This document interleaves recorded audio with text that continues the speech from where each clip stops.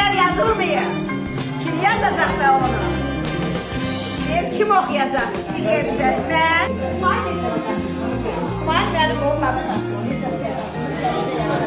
Ben Mesut'un yanına geldim. Ben iki kişi. İsmail'e şöyle bakmayın. Gençler.